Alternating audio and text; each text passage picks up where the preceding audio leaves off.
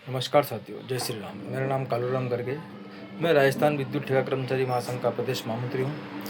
आज मैं आपके सामने एक विशेष प्रकार की जानकारी लेकर आया हूँ, जिसकी जानकारी हमें प्रत्येक ठेका कर्मचारी को होनी चाहिए, नहीं तो हम अपने सारे अधिकारों से वंचित हो जाएंगे। अभी आपको सबसे अच्छी जानकारी इस संगठन के माध्यम से ही मिलेगी, आपको और कहीं नहीं मिलेगी।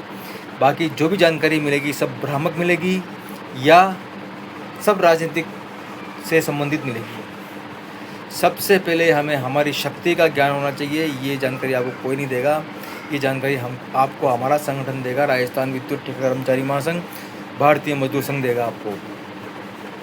सबसे पहले आप सोचिए कि संगठित क्षेत्र, असंगठित क्षेत्र और कॉन्ट्रैक्टर लेबर, ये तीन चीज़ों में फ़र्क देखिए आप। सबसे पहले रेगुलर कर्मचारी और कॉन्ट्रैक्ट लेबर की बात करते हैं हम। इन दो कर्मचारियों को हम एक तरफ रखते हैं वर्तमान में, फिलहाल हम इनको एक तरफ रख लेते हैं। फिर आता है एक असंगठित क्षेत्र का कर्मचारी। असंगठित क्षेत्र का कर्मचारी वो होता है BOCW। इसका एक बोर्ड बना हुआ है, उसके अंदर उसका मतलब ये होता है कि आज हमको काम पे रखा है तो कल हमारे काम की कोई गारंटी नहीं है, इसलिए सरकार ने हमारे लिए उसके लिए कानून अलग बनाया है।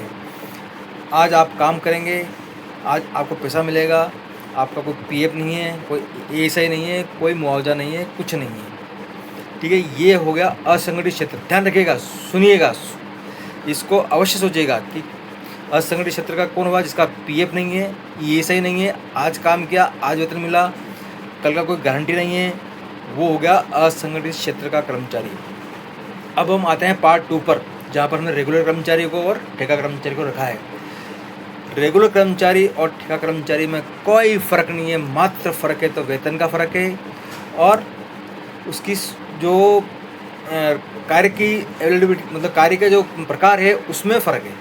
अब मैं बताता हूँ आपको। रेगुलर कर्मचारी को हम चलो छोड़ देते हैं कि अब ये विषय हमारा छोड़ दीजिए, भूल जाइए रेगुलर कर्मचारी को। आप सीधे कॉन्ट्रैक्ट लेबर पर आ जाइए। कॉन्ट्रैक्ट लेबर के अंदर वो आता है ठेका मजदूर, उसके लिए कानून बना है। असंगठित के लिए कानून बना दिया, लेकिन ठेका कर्मचारियों के लिए ही कानून बनाया है। वो कानून रेगुलर कर्मचारियों के बराबर ही। आप सुनिए उसमें उसको ठेका कर्मचारी के लिए कानून क्या क्या होता है। सबसे पहले आता है उसको मुआवजा अधिनियम। मुआवजा अधिनियम वो उस पर लागू होता है। राज्य बीमा अधिनियम, कर्मचारी बीमा अधिनियम लागू होता है। PF ऐसे उसका करता है।